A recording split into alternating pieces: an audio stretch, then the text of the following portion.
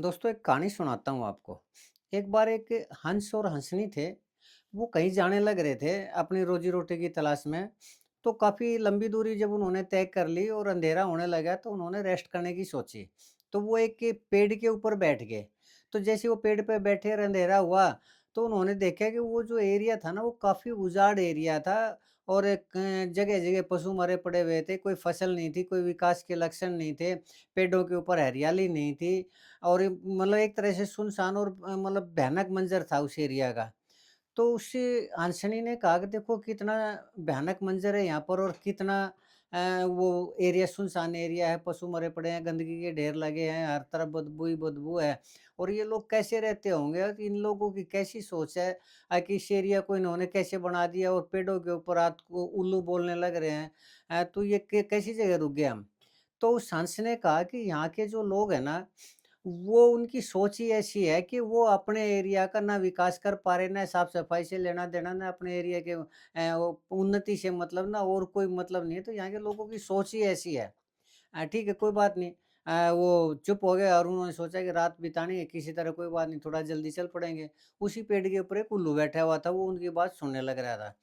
तो दोस्तों जैसे सवेरे होने लगा तो उन्होंने वहाँ से उड़ने की सोची, तो उन्होंने कहा कि चलो अब उड़ चलते हैं। तो जैसे ही वो उड़ने के लिए तैयार हुए हंस और हंसनी, उस उल्लू ने कहा, "अरे हंस भाई कहाँ जा रहे हो?"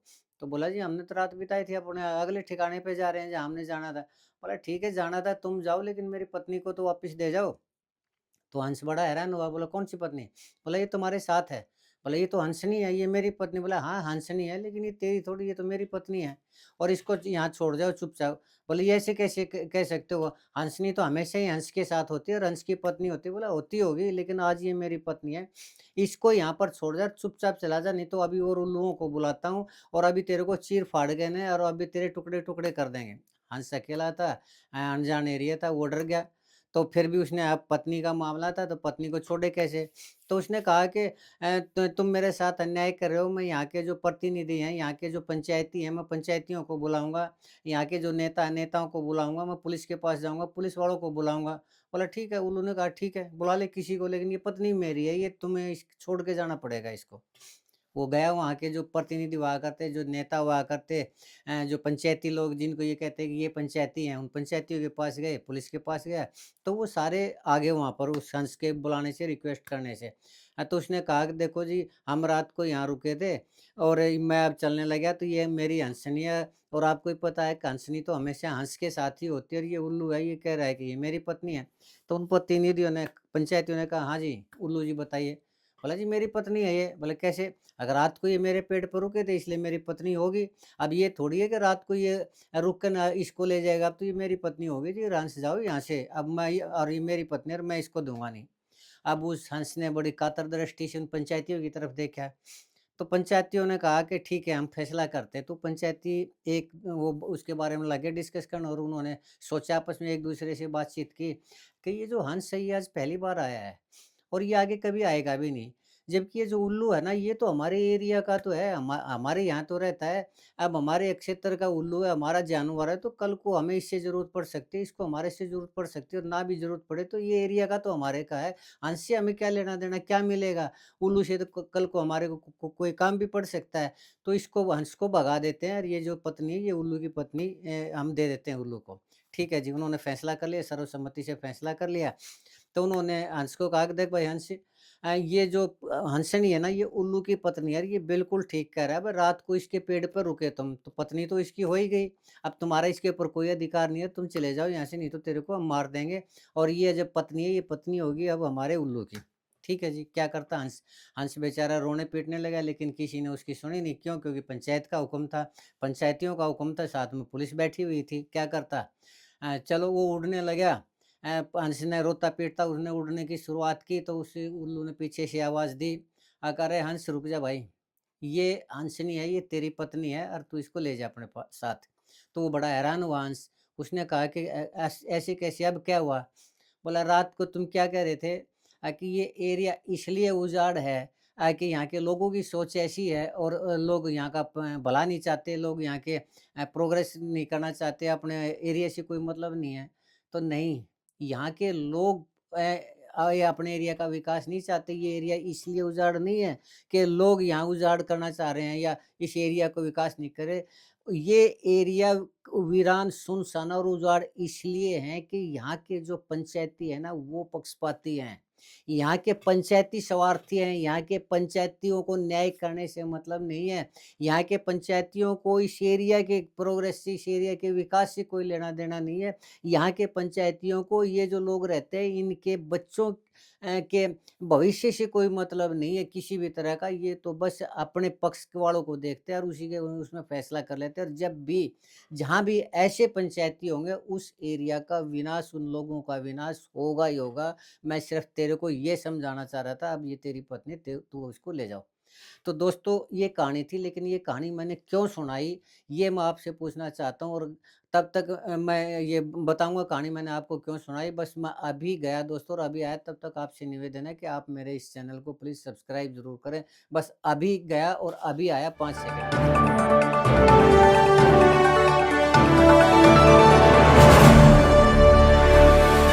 दोस्तों नमस्कार। दोस्तों, मैं सतवीर सिंह अपने यूट्यूब के भारत लिंक ग्लोबल चैनल पर लंदन से आपका स्वागत करता हूँ। दोस्तों, मैंने अपने कल के वीडियो में बताया था कि ये जो खाप पंचायतों के ज़्यादातर चौधरी होते हैं, उनमें एक तरह से होड़ सी लगी होती है कि जैसे ही कहीं पर भी कोई भी मुद्दा उठता है, कोई भी घटना घटित होती है, और उनके अंदर फटाफट भाग कर ना अपना समर्थन देने की होड़ लगी होती है कि कौन सबसे पहले जाता है और वो अपना समर्थन उस घटना को देता है, पीड़ित व्यक्ति को अपना समर्थन देता है और सरकार को अल्टीमेटम देता है।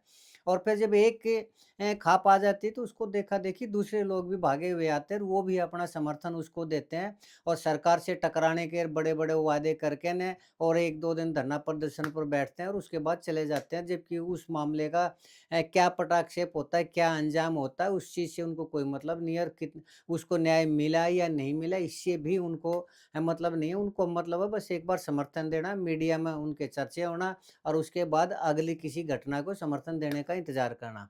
तो ये समर्थनजीवी लोग हैं दोस्तों, इन्हीं के कारण आजकल ऐसा माहौल हो चुका है कि लोग इनके ऊपर भरोसा ही नहीं कर पा रहे, और इन समर्थन जीवियों में सबसे बड़े जो समर्थन शिरोमणि है, वो टिकैत बंधु हैं। उन्होंने तो जितने भी आंदोलन हुए, सबसे पहले वो खुद पहुंचे हैं, और उसके बाद उस आंदोलन का क्या रहा, क्या नहीं रहा, पीड़ित को न्याय मिला या ना नहीं मिला, उससे उन्हें कोई वो नहीं है।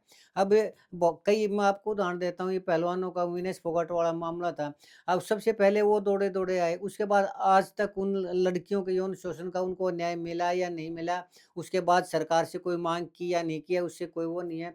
इसके अलावा एक ये अभी तुरंत में रवि आज़ाद वाला मामला हुआ था, उसमें तो डिक्लेयर ही कर दिया था उन्होंने कि ये बिल्कुल निर्दोष आदमी है, जबकि न सरकार का इंतज़ार किया न और कुछ, और जब वो कर दिया, डिक्लेयर कर दिया, तो उसके बावजूद भी उसके ऊपर एफआईआर दर्ज हो रही, न सरकार से उस चीज़ को न्याय दिलाने का वो, न और कुछ, कोई मतलब नहीं है। और इससे पहले एक मनीषा का मामला भी हुआ था भिवानी के अंदर।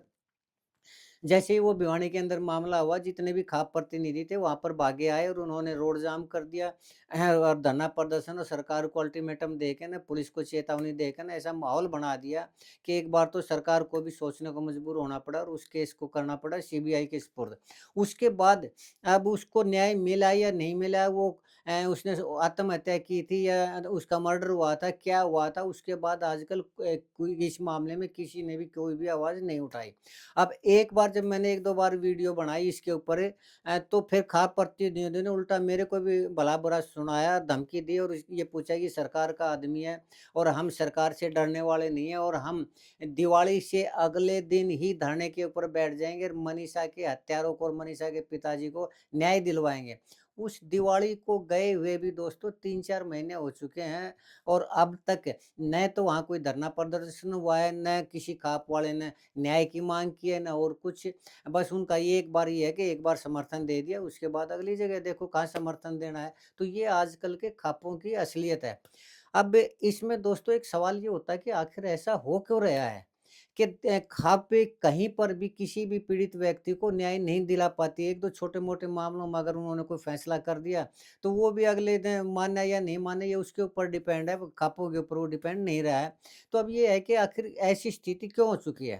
तो मेरे हिसाब से दोस्तों ऐसी स्थिति इसलिए हो चुकी है कि पहली बात तो ये है कि खापों के अंदर जो प्रतिनिधि है खापों के, वो ऐसे लोग आ चुके हैं जो या तो बाहुबली है या पैसे वाले हैं या फिर वो गैंगबाज हैं और वो अपने ही आदमियों को उसमें दूसरे वो दे देते और एक बार 10-20 आदमियों को इकट्ठा किया अपने ग्रुप वालों को और जो उसमें जो मेन मुख्य आदमी होता है, जो प्रधान होता है उसको हटा दिया जाता है। वो भी कोई चुनाव नहीं, कोई और कुछ नहीं और उसको हटा के कह दिया जाता है आज के बाद तुम नहीं हो।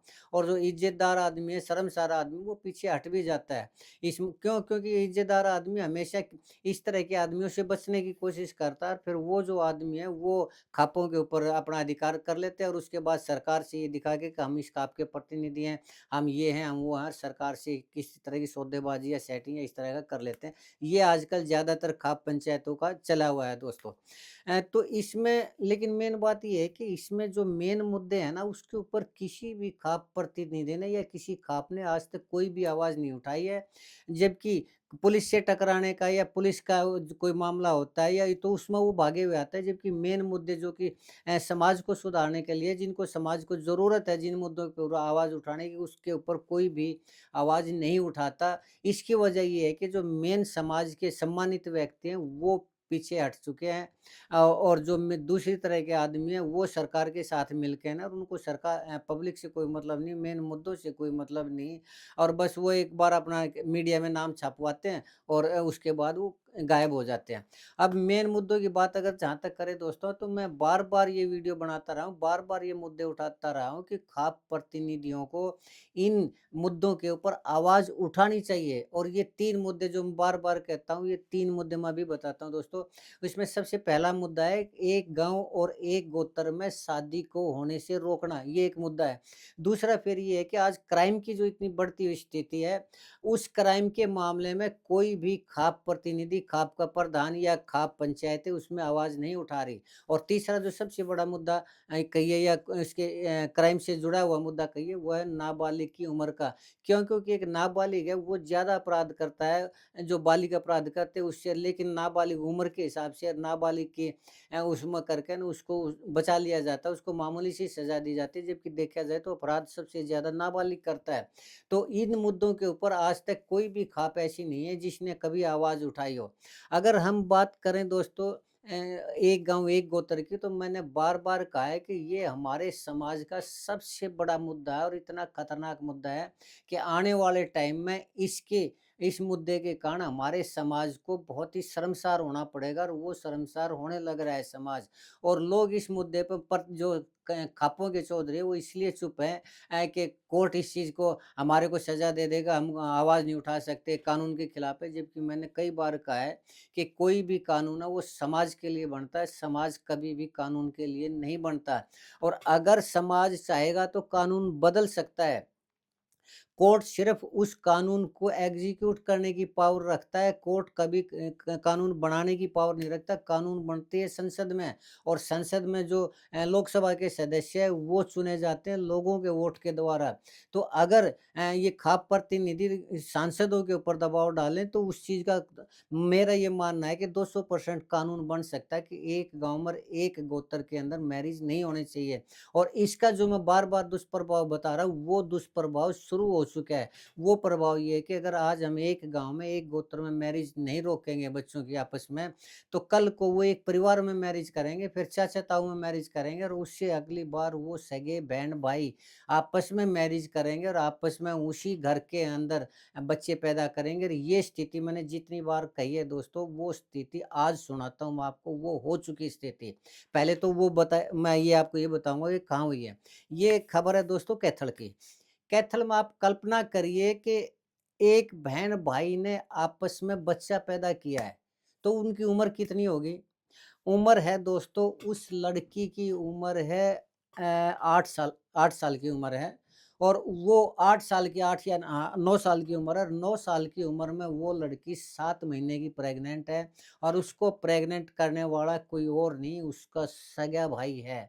और सगा भाई की उम्र है 11 साल की, तो ये देखिए उसका प्रभाव कैसे पड़ा है और उसका समाज के ऊपर या कितना असर पड़ा है, ये मैं बताना चाह रहा हूँ कि उससे लड़के-लड़की के जो माँ-बाप हैं, उन्होंने उस चीज़ से उस लड़की को ये कह दिया है कि इस लड़की को हम नहीं अपनाते, इस लड़की को कहीं ले जाओ, जबकि वो उन्हीं की लड़की है और वो अपने लड़के का बचाव कर रहे हैं और कैथल पुलिस में ये मामला आया है और कैथल पुलिस की एक इंस्पेक्टर है गीता देवी, उसने ये मामला बताया है। लेकिन जब आजकल ये मीडिया में चलने लगा तो जब ये देखा कि ये तो मामला बड़ा हो सकता है, तो वहाँ के डीएसपी ने इस चीज़ को ये लिखित में वो दिया है, बयान दिया है कि प्रेस नोट जारी किया है कि इस तरह का कोई मामला हुआ ही नहीं, जबकि खुद कैथल पुलिस के इंस्पेक्टर गीता वो ये कहने लग रही है कि इसकी मैंने इन्वेस्टिगेशन की है और ये मामला हुआ है। तो अब ये देखिए दोस्तों, अब जो जिस चीज़ के डर के लिए मैं कह रहा था कि अगर एक गाँव में एक गोत्र में मैरिज को नहीं रोकेंगे तो इसका अंजाम ये होगा कि सगे बहन-भाई मैरिज करने लग जाएँगे। आज आप उनको ये तो बहाना बना सकते हैं कि वो तो 9 साल की थी, बच्ची थी, उसको पता नहीं था और वो जो लड़का था 11 साल का, पता नहीं था। लेकिन इस तरह की घटनाएँ जब समाज में आती हैं तो आज अगर वो 9 साल की लड़की थी तो कल को 15 साल की भी होगी। आज वो 11 साल का लड़का है, वो 20 साल का भी होगा तो वो भी आपस में इसी तरह करने लगी। जब इन चीज़ों को देखते हुए कि माँ-बाप ने किसी तरह का वो नहीं किया, समाज ने कोई प्रतिक्रिया नहीं दी इसके ऊपर, कानून ने उसके ऊपर कोई प्रतिक्रिया नहीं दी और वो उल्टा ये कहने लग रहे हैं नहीं इस तरह का कोई मामला होया ही नहीं, लीपापोती करने लग रहे हैं, तो ये देखिए इसका अंजाम कितना बुरा होगा हमारे समाज के ऊपर। वो दिन दूर नहीं दोस्तों, जब हिंदू धर्म के अंदर आपस में आज ये शुरुआत हो चुकी है, आज ये मीडिया में आई है ये चीज़। कैथल डिस्ट्रिक्ट की मैं बात कर रहा हूँ, कैथल पुलिस स्टेशन की मैं बात कर रहा हूँ। वहाँ पर इंस्पेक्टर आप सोशल मीडिया में आया हुआ है, इंस्पेक्टर गीता की ये बयान पढ़ लीजिए आप, ये उनकी वीडियो रिकॉर्डिंग देख लीजिए, खुद वो कह रही है कि ऐसे ही मामले की मैंने इन्वेस्टिगेशन की है। तो आज जब उनको बच्चा कह के ये नहीं कहा जा सकता कि ये तो बच्चे हैं, नासमझी में कर दिया होगा। अगर आज उन बच्चों ने किया है, कल को बालिग भी करेंगे तो हमारा समाज कहाँ जाएगा? और हमारे ये जो प्रतिनिधि, जो इस चीज़ के ऊपर आवाज़ नहीं उठा रहे, तो किस नाम के प्रतिनिधि हैं, किस चीज़ के खाप पंचायती हैं ये? जब ये समाज के प्रति ज़िम्मेदार ही नहीं है, तो क्यों इन खापों के नाम से, क्यों इन पंचायतों के नाम से, क्यों इन समाज के ठेकेदारों के नाम से हम इकट्ठे होते हैं और उनका समर्थन करते हैं? और क्यों इनकी कोई वैल्यू है, तो क्यों नहीं खापों को खत्म कर दिया जाए? क्यों नहीं ऐसे लोगों को का बहिष्कार कर दिया जाए जो सामाजिक मुद्दों पर बात ना करें, जो इस तरह के मुद्दों को ना उठाएँ और सरकार को मजबूर ना करें जो कि इस तरह के कानून बनाओ कि हमारे हिंदू धर्म के अंदर एक गोत्र और एक गाँव में यानी बहन-भाई के अंदर रिश्ता नहीं हो सकता। मेरा मानना है कि जिस दिन भी ये खापों के प्रतिनिधि आवाज़ उठाने लग जाएँगे, वो 6 महीने के अंदर-अंदर कानून बदल जाएगा, संसद में कानून पास हो जाएगा और इस तरह की जो सामाजिक बुराई है वो खत्म हो जाएगी। लेकिन करे कौन? जो समाज के सम्मानित व्यक्ति हैं, जो समाज के पुरोधा हैं, उनको इन बाहुबलियों ने खापों के नाम से पीछे हटा दिया और आज खुद खापों के ठेकेदार बनकर सरकार की सेटिंग करके अपने निजी काम करवाते हैं। ये हालत हो चुकी है दोस्तों, जो कि समाज के लिए बहुत घातक है। खैर दोस्तों चलिए देखते हैं आगे अब और क्या-क्या देखना रह गया। अब ये तो आगे आने वाला समय ही बताएगा। अगर आपको लगता है कि मैं सही कह रहा हूँ, तो आवाज़ उठाइए इस चीज़ के मामले में। खापों के जो प्रधान हैं, दूसरे वक्ता हैं, उनको मजबूर करिए कि इस चीज़ के लिए आवाज़ उठाएँ और सरकार को मजबूर करें। अगर वो नहीं करते, तो फिर खापों का भी बहिष्कार होना चाहिए कि जो मेन मुद्दे हैं, उनके ऊपर वो आवाज़ उठाते नहीं और बिना बात की बात पे जाकर ना कहीं पर भी समर्थन की घोषणा कर देते हैं। ये गलत परंपरा है, परंपरा सही पैदा करिए, सही बनाइए, सही परंपरा का पालन करिए। और दोस्तों आज के लिए इतना ही, मुझे उम्मीद है कि आपको मेरा ये वीडियो पसंद आया होगा। अगर आपको लगता है कि मैं सही कह रहा हूँ, तो आप मेरे वीडियो को लाइक करें, कमेंट करें दोस्तों और शेयर करें। और अगर आपको लगता है कि मेरी सोच गलत है, तो भी आपसे निवेदन करूँगा कि आप कमेंट करके बताएँ, ताकि मैं इस तरह की सोच रखनी या बोलनी या वीडियो बनाने बंद करूँ। ये तो आपने देखना है दोस्तों कि क्या करना चाहिए, कैसे नहीं करना चाहिए। खैर चलते-चलते एक निवेदन और करना चाहूँगा कि आप मेरे चैनल को सब्सक्राइब ज़रूर करें, ताकि इसी तरह के जो सामाजिक मुद्दे हैं, उनको मैं उठाने का प्रयास करता रहूँ। लेकिन उनका समर्थन आपका ज़रूरी है। जब तक आप लोग समर्थन नहीं करेंगे इस तरह के मुद्दों पे वीडियो बनाने का या आवाज़ उठाने का कोई भी फ़ायदा नहीं है। आपने मेरा ये वीडियो देखा इसके लिए आपका बहुत-बहुत धन्यवाद दोस्तों। नमस्कार। जय हिंद, जय भारत।